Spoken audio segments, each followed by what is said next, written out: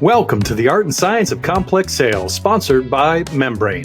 This season, we're diving deep into the 3 T's of developing scalable sales organizations: talent, transformation, and technology.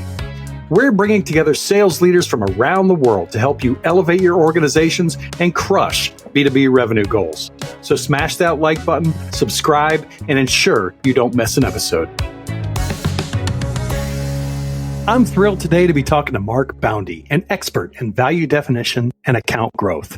Mark is not only the Chief Clarity Officer and founder at Boundy Consulting, but he's also a prolific author, having penned 2 books, Radical Value and his latest release, The Infinity Effect. In this episode, we're going to dive deep into the concept of value selling and how organizations can transform into powerhouses. Mark shares his experience in helping companies connect to customer value, enabling them to achieve higher win rates, shorter sales cycles, and more profitable pricing. So join us as we explore the journey of transforming your sales approach to deliver unparalleled customer value. Also, Mark's offered to provide an executive overview of his latest work to anyone that reaches out. So stay tuned for details. Let's get started with Mark Boundy. Mr. Mark Boundy, welcome to the Art and Science of Complex Sales. How are you? Paul, thanks for having me here. I've been looking forward to this all week. Thank you. Well, I have too, because I love conversations that are really going to drive my thought process and really help us dive into topics that aren't covered every day. And so for the audience's sake, we are diving in. We're in the middle of this 3 T's series, right? And season, and we are diving solely into the transformation part. And we're going to talk highly about how we transform organizations into, for a lack of a better term, value selling machines, people that both able to define value for their customers and then deliver on that value continually. And you have a number of books on this that I'm excited to talk through.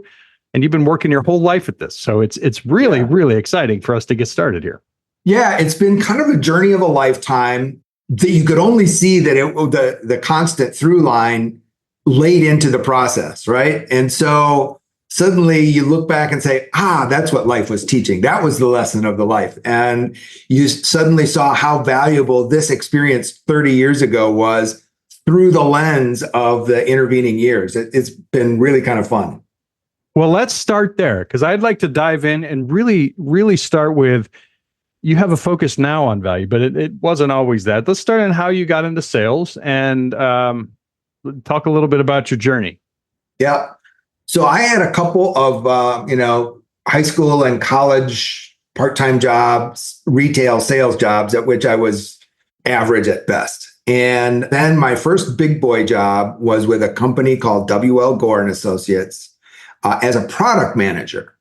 And at Gore, if you've heard of Gore, you've probably heard they're so famous for their management culture, but they are underappreciated for their relentless, maniacal focus on customer perceived value. And so as a product manager, I was responsible for being the expert sale when the salespeople called me in. So I was like the engineering, technical sales engineer combined with the product manager, combined with the marketer, combined with the pricing team as the product manager. So I sold as the guy who was ultimately responsible for the profitability of every deal I won.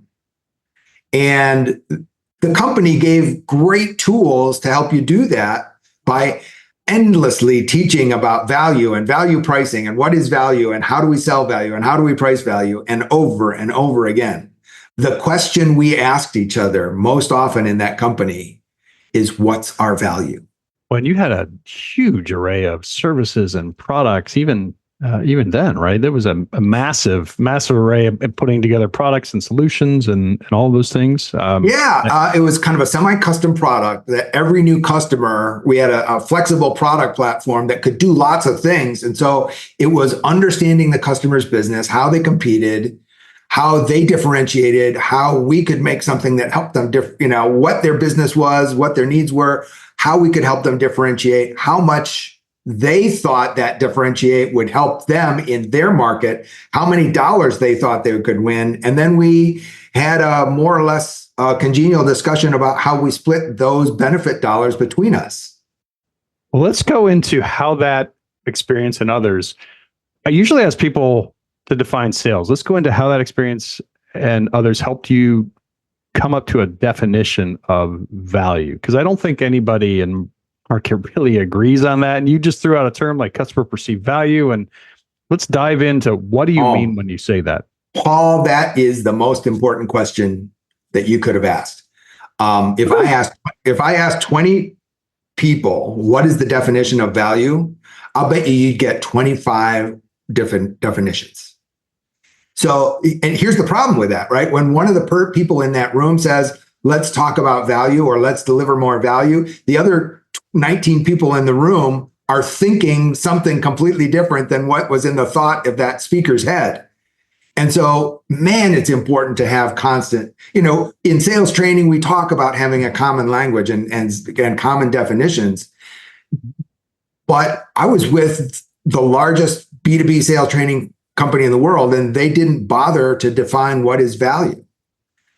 All right. But they were really good at saying your customers do not buy your product or service. They buy their own outcomes for their own reasons. Right? And that's pretty uncontroversial. So value has to be based on the outcomes the customer is buying, because that's what the customer is buying. So value, here's my definition of value. Value is the desirability, therefore the value, of the results or the outcomes a customer achieves when they decide to do business with you. So let me dive into that a little bit, because I had a chance to write. It was a blog. I was diving into sales and defining my definition of sales. And one of the things that came up was defining my definition of value. And the closest I got to that was a blog I wrote a while back that was, it was titled "Value is in the Eye of the Beholder." And so I think I saw that blog, and I was jumped up and down saying, you're absolutely right. At Gore, we would have value selling and value pricing training 2 or 3 times a year for every product manager, engineer, salesperson, and anybody else in the company. Even a machine technician could come in, stop their machine and come in and listen to value pricing training if they wanted. It's that important culturally. And that the first slide, which was repeated a couple times throughout the entire training, was value only exists in your customer's mind. How do we get that so mixed up? Because we do all this ICP work and what is the value that we're going to bring to people, and I mean, then we get it in our mind that, oh my gosh, we're bringing them so much value, and then survey and feedback can come back to us that we're not even using your product. How does sales and delivery get that so wrong sometimes? It is habit. It's laziness. It's. I learned sales from an old guy who learned from a dead guy. Right? It's a bad habit that we've gotten into. I told them what the value was, and once you harangue everybody to say our value only exists in the customer's mind. If you're a sales manager, asks the salesperson, hey, what's our value? And the salesperson gives them some version of what value story they barfed in front of their customer. That's not value, right? The value is what happened between your customer's ears. Who decides whether you're going to win that sale? You or your customer? Customer. Right? You can't push that rope. And so in order for you, and here's the thing, right? If your value is greater than your price, you're going to win the deal. If your value is less than your price, you won't win the deal. And value only exists in your customer's mind. So isn't it kind of important to know? It's easy for both of you to know your price because that comes in writing in an objective document. Mm-hmm. But isn't it kind of important for you to also know that the value that exists between the customer's ears? And here's the corollary to that. If you do know that your value, what value exists in your customer's mind, and you know that it's many times higher than your price, and you know that's not my estimated value, that's the customer articulating that back to me, how accurate do you think your forecasts get? how confident are you of winning that deal when you know what the customer has already calculated as your ROI? Well, let's dive into that. So I want you to tell me. So you're the expert in value. You tell me, how does this, once you start to put this into an organization, we're going to dive into organizational transformation here around value. But let's go to the end game first. Once you start to understand this and build this culturally with organizations, and like I said, you've written books on this, and you have this infinity effect coming out. But what is the impacts that you see? You work with companies every day. What are the impacts that you see on an ongoing basis once this idea of customer value, focusing your whole organization on customer value? What type of growth? What type of results? What type of impact? When I was at Gore, I was a mid-pack product manager. I was nowhere near the top, and I was not near the bottom. I was mid-pack. I was there for 9 years. My product line during those 9 years was growing, and this was wire and cable. So mature product in a mature industry. And my product line was growing at 20% per year through that entire time. And when I left, my last year, I had taken the profitability to 40% pre-tax profit after all allocations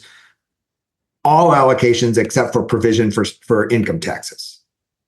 So overheads, allocations, still 40% pre. So you grow faster at a crazy high profit margin with customers who you've made them articulate that they are so much better off doing business with you at those prices that they are thrilled that you exist.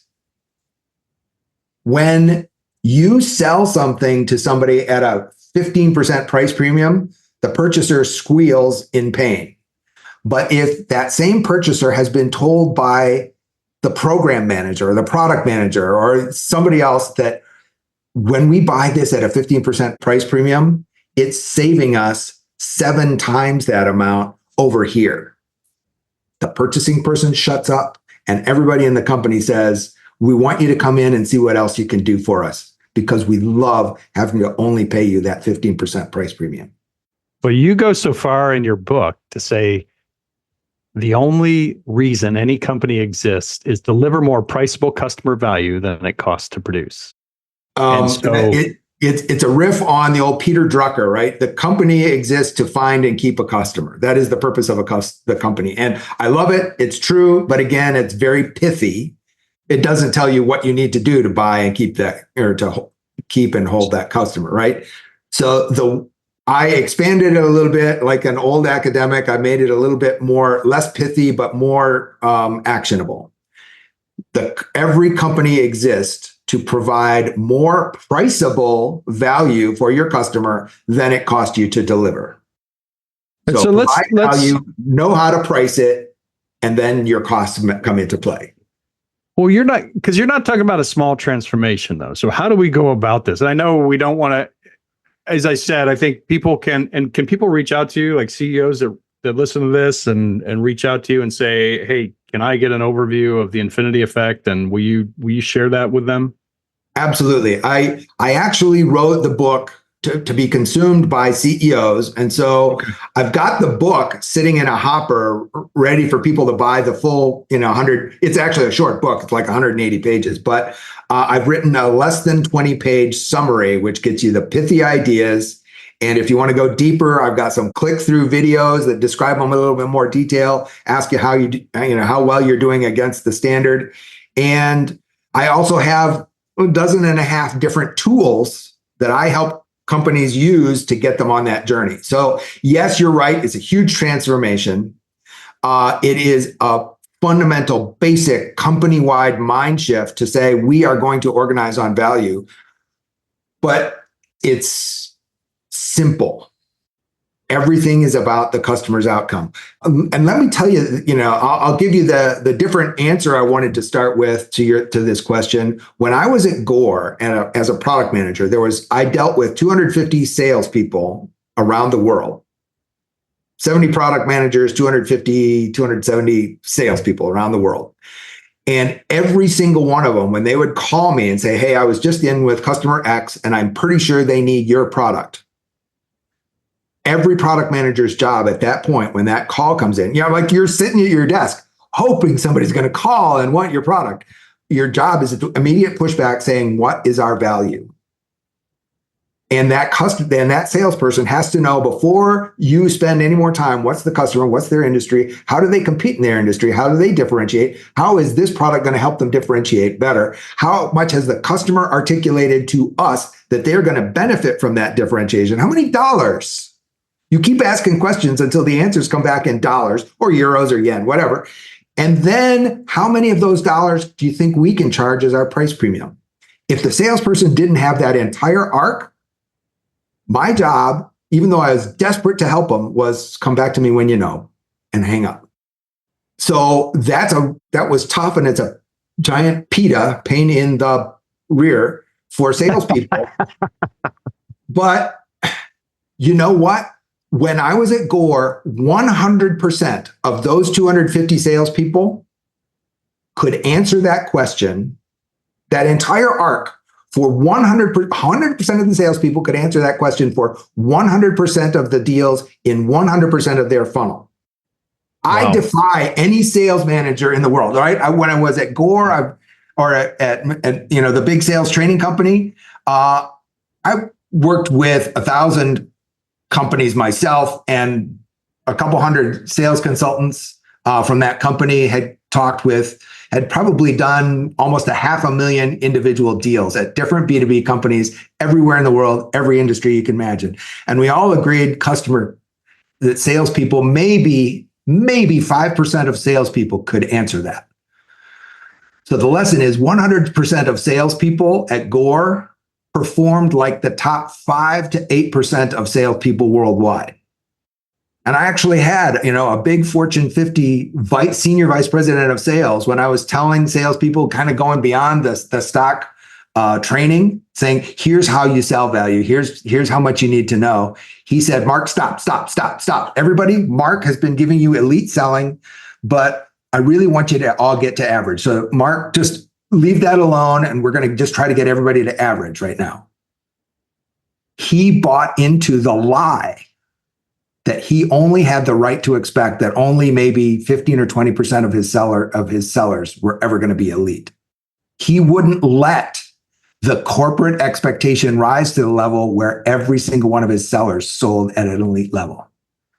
He bought the assumption. And that's where you talk about and map what you call the infinity organization. Yes. That's really what you're talking about here, is how do we get And not even just selling and being able to ask those questions effectively and dive on that value and understand what it is, but in delivering. Yeah. So talk a little bit about that in this concept of the infinity organization and how you're driving value through the whole process. Yeah, I'm going to tell you a story about one of the cathartic events that says, hey, it's got to be about more than just sales. One of my former colleagues at the big sales training company had gone in-house, and he brought me in to say, Mark, we use that company's sales training, but we need to augment it so that my salespeople can sell value so good that we stop discounting as badly as we are. We don't think we need to discount as much. And remember, every dollar you discount was a profit dollar given up because your cost of fulfillment didn't change. So every dollar you drop your price actually comes off your bottom line. And so pricing is the biggest lever to profits that you have in your entire business. Something else I learned as a product manager. So we started selling value, which means selling an outcome. And we're partway through that thing. And I said, after your salespeople sell this outcome so well, we're going to have to make sure that your organization delivers the outcome that was promised, right? And I got the polite vice president, corporate politically correct way of saying, well, Mark, you're right, but that's a different vice president and we don't get along. So you don't even want me to introduce you over to that vice president. Oh, right. Oh, yeah. The companies are so big and so siloed and so dysfunctional that the implementation people they've got their own metrics and their own KPIs, but they're inwardly focused and they darn sure aren't about how well I'm getting a customer to achieve an outcome. Software companies, right? Software or big IT companies, when you make a sale, attached to that purchase order, there's something called the statement of work. And your installation and implementation people go to that statement of work as their North Star, and they build and deliver to the SOW. To have made that sale, every decent methodology asks the salespeople to poll every stakeholder and ask every stakeholder what outcomes they wanted to achieve and what they're trying to do, both professionally and personally. So you gathered that information to win the sale. You know what everybody in the company wants to accomplish. But did you send all that information to the implementation team alongside the statement of work as the overarching context to why the statement of work reads the way it reads? 95% of the time, it's no. So there's this failing to link the customer's buying journey to their ownership journey. And I want to remind you, so I wrote the only reason your customer puts up with your salespeople, they don't love your salespeople, they don't love the time they suck. The only reason they put up with your salespeople and interacting with your salespeople is in the promise of achieving something great as an outcome. So that conversation with that vice president, like, oh, that's somebody else, you don't want to introduce me. Like, that's the ultimate broken organization. So I came up with this, I borrowed this loop that I've seen elsewhere and it's the customer's infinite customer journey, where you do a figure eight laying on its side, and on the one loop, the way I drew it, it's on the left-hand loop, it's their buying journey, where the customer starts realizing status quo is no longer acceptable. Why? What about it? What do I do about it? Who's going to help me? Which one should help me? Now I'm going to buy it, and then you execute. And you know what? Only 10% of the time does the customer even mention if you ask them, describe your customer journey, they can describe all of those steps, but they almost never say, oh, I signed the deal. Imagine that split screen between your sales floor where there's bells ringing and high fives going and commissions being calculated, and it's your customer where they either don't notice or there's somebody experiencing dread that now they're accountable to implement a result, and somebody else in the corner plotting the failure of this project. Imagine that split screen. I've lived it. Right? I have a story. Yeah, no, I have a story on this because I worked at a ministry for a while, a little bit before coming on to Membrain. I helped run. I ran operations and did a number of things, and it's just an amazing mission, right? So we also didn't have. It's a ministry. It's not like you're not in this to make money. You're in this to support the people you're ministering to, and so every purchase that you make is just you scrutinize 10 times over, right? You have to get value. From the purchases that you make, and especially when you're making purchases on systems. So we did a payroll system. It was a fascinating experience, and we went from the great promises of a salesperson and what they could do, and I had seen what they could do in other organizations, to an implementation period where I literally had warring factions. It felt like trying to work with each other and yelling at me and telling me I wasn't doing the work that I needed to do to achieve the results promised by the salespeople. So it was one of those really, I ended up getting all the way to the CEO of the company, of this massive company, because it was one of those experiences that was just so poor. It was they were broken, fundamentally broken as an organization. Yeah. And it destroys the concept of value. So instead of being an excited champion, instead of being that champion that's saying, yes, we're going to make this happen. Look how awesome this is. We're diving in. We're going to roll out here, this, that, the other. Oh my goodness. I became a embattled defender, right? Yeah. Of my decision. And it was one of those things that was just, it was so painful. And I was, we, ended up making it work, ended up getting everything. But that first 6 months became just I hated what I had brought on this organization. Yeah. And because it was not delivering what they had promised. And there wasn't even a communication of that. Yeah. 15 years ago, 15 years ago, I was on a plane next to a guy next to me. We'd both been upgraded. So we both frequent flyers. Asked him what he does. And then he asked me what I do. He goes, "Oh, you're a sales guy? I hate you guys. I'm the installation engineer. You know what my job is, Mr. Sales Guy? My job is right after the deal closes is to come in and crush the customer's dreams. To tell them what the salesperson promised you is not even possible by the laws of physics. And then to solve the problem all over with them and within the budget of the purchase they made to get them as close as possible to the outcome that they really want." How sobering was that? My friend Christine Gilroy used to be a senior VP of sales at Oracle in their CRM. And she gave an alarming statistic, of which I could remember. It was like 50, 60, 70%. Maybe it wasn't that high, but it was an alarmingly high percentage of customers who, when they sign the deal with you, they are already committed to booting you out for the renewal. They're already committed to buying from somebody else because the buying experience was so poor, but we've got to move forward with something. The executives have got to do something. And so the infinity effect company, so describing the infinity loop, the right-hand side, that's ownership. Right now we install it, we master the use of it, we integrate it into our systems, we document it, we measure the performance, and then we figure out, hey, what else can I use this cool toy for? And the infinity loop starts all over again. And so if we start thinking, right, first understand your customer. Understand the business they're in, how they compete, how they differentiate. Then understand that entire ownership journey for your customer. And sometimes, depending on your business, you may actually have a couple buying journeys that you serve.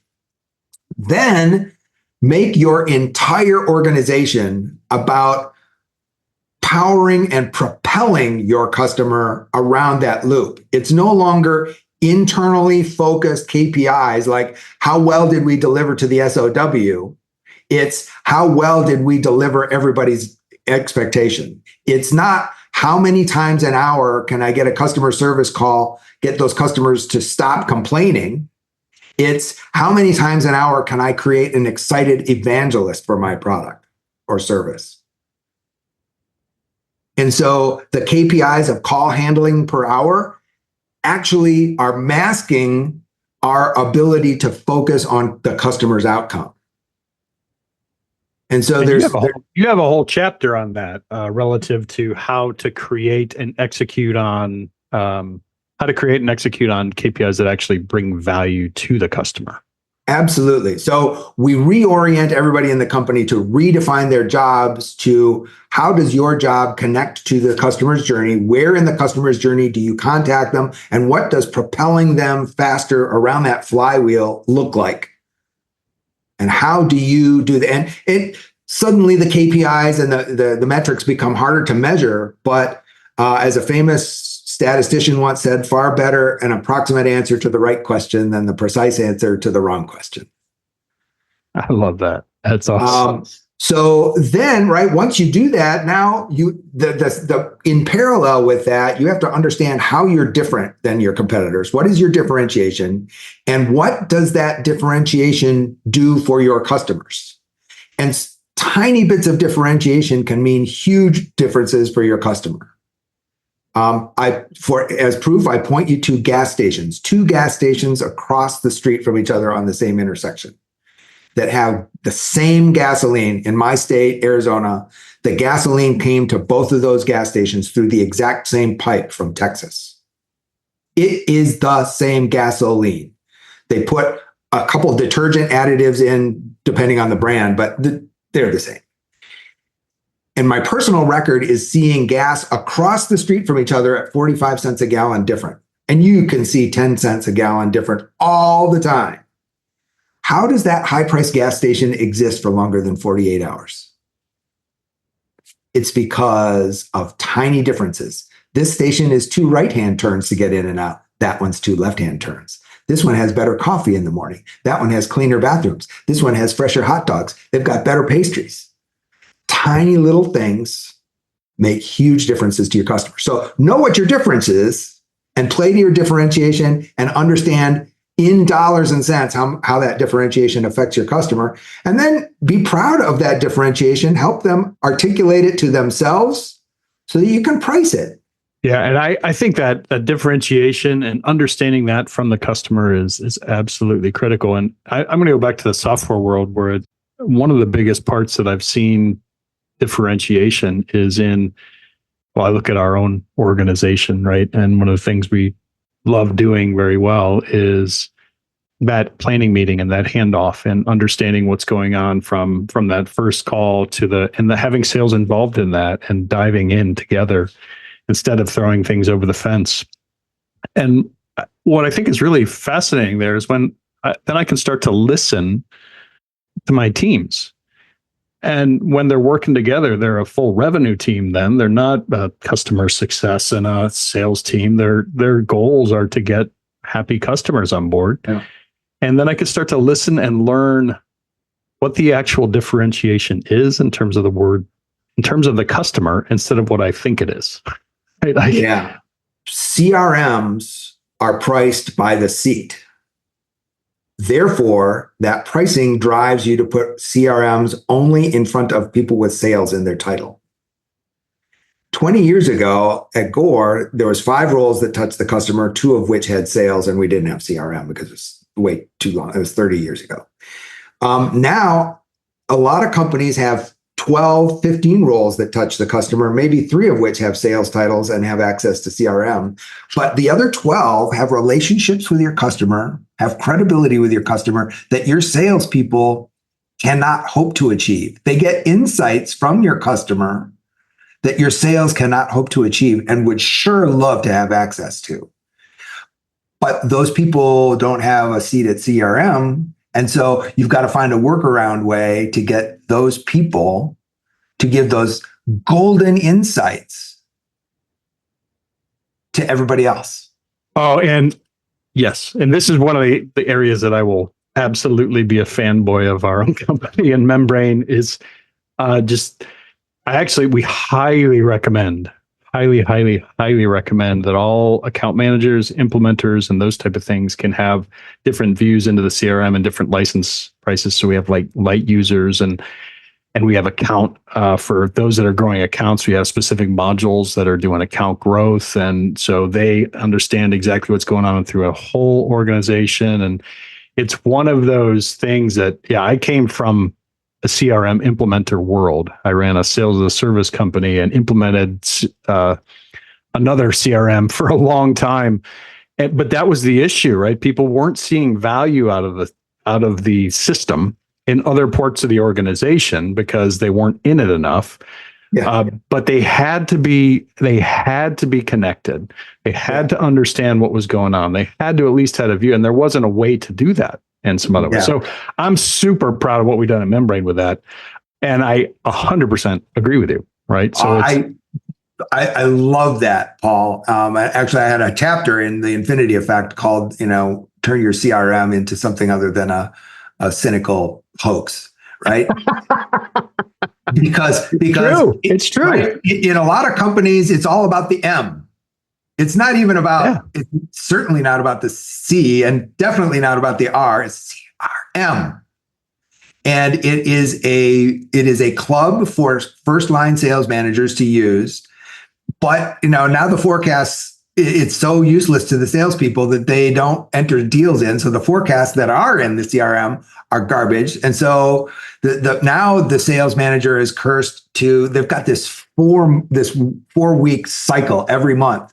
First week, thrash your people for missing their forecast or making it. Second week, update your forecast in the Excel spreadsheet alongside and start doing a little bit of selling. Third week, sell, but the deals that you forecasted in the last 2 weeks that have fallen out, I need you to find another deal that you sandbag to put back in your forecast so that the total is going to be the same, because I gave that total to my vice president of sales. So we need the total to be the same. So pull stuff out of the sandbags. And then week 4 is try to close anything that moves, including with obscene discounts that are outrageously dysfunctional and damaging to your customer relationship in the long term. And that's the 4-week cycle. Yeah, we could dive. I could dive on that with you for probably a day and a half, and I won't. but because you need to.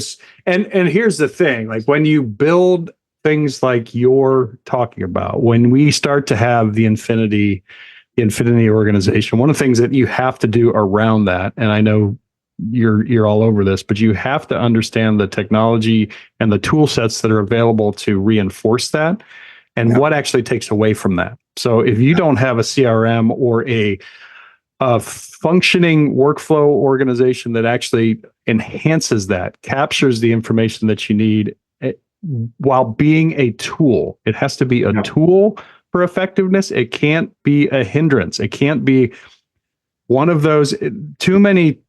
Get me on a soapbox, because too many of these platforms have become a data repository that is a pain in the ass for the salesperson to fill out.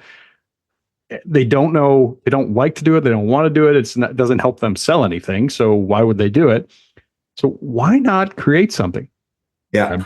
And so that ties to that. And I'm totally with you on that. And it's one of those at the end of every chapter, I ask you a question that you answer. Give yourself 1 to 5 points on this question. What does CRM mean in your organization? Give yourself 1 point if CRM is a software purchase that is really strong on the M, that is only about making management's job easier, and it fails at that. Yep. Give yourself 5 points if customer relationship management is an idea, is a principle, is an ethos. We manage our customer relationship. It's the C and the R, not the M. And we found some software that helps us do that more efficiently. And then, there's something in between. So where do you stand on that spectrum? Is CRM a cruel hoax, or is it a way of life? Honestly, CRM should be, the top system should be called CVG. It should be customer value growth, right? That's the only thing that we're doing within these systems should be, and that's one of the challenges that it really excites me, and that's what we have and are going into. But hey, I am just noticing, we could wrap on this for forever. I'm noticing we're coming up to time. So people are going to want to reach out to you, Mark. How do people reach out to you? And you also have this offer of getting people the advanced copy, the summary of the Infinity Effect, which I would highly recommend. How do they get a hold of you and get a copy of that? Well, I'm at mark@boundyconsulting.com. Boundy is Boundy, almost like the paper towels. Mark at boundyconsulting.com. Okay. Or you can look me up on LinkedIn. I think I'm the only Mark Boundy in North America that sounds anything like a salesperson. I think there's another Mark Boundy in New Zealand who's a professional golfer. I'm not that guy. And or go ahead on Amazon and you can look up Radical Value by Mark Boundy. That's my existing book. The new book is going to be The Infinity Effect, and I'm going to be by the time this airs, I think I will have that The Infinity Effect. The summary will be definitely live on Amazon.com, also by Mark Boundy. Awesome. Well, thank you so much. And you also have your direct phone number on your LinkedIn. So make sure you give Mark a call. It's always great for listeners to be reaching out to our experts here that are on the program. And if I could say anything about this episode and Mark and our time together, it's that you truly understand what that concept of value is and the work it takes. One of the things we haven't gotten into, which is your summary does this really well in your book summary, is the stepwise approach to actually turn your team, to turn your organization into this value machine, right? And so if you're interested in that, I'd highly recommend reaching out to Mark, following him on LinkedIn, connecting with him. Any final thoughts that you want to bring to the audience today, Mark? Paul, this has been a real pleasure. I love the fact that we're kindred spirits, that Membrain really has a business model and an approach to your customers that very much parallels what I teach. And it's so great to be able to talk with a kindred spirit like that. Thank you. Absolutely. Well, it's been a joy, an honor, and a pleasure. And with that, everybody, please hit the like button, hit the subscribe button wherever you are listening to this amazing podcast.